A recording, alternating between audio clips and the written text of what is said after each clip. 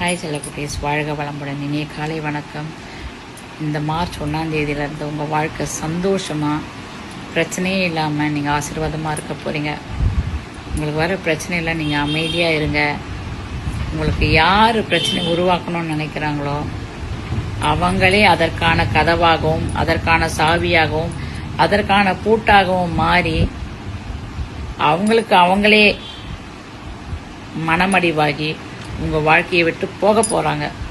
உங்கள் ஆசீர்வாதத்தை யாரும் பூட்ட முடியாது, உங்களுடைய சந்தோஷத்தை யாரும் கெடுக்க முடியாது. இன்றைக்கி எங்களுக்கு கொஞ்சம் ப்ரேயர் இருந்ததுனால லேட்டாக வந்து உங்களுக்கு இந்த ஒரு வாழ்த்து நான் சொல்கிறேன்.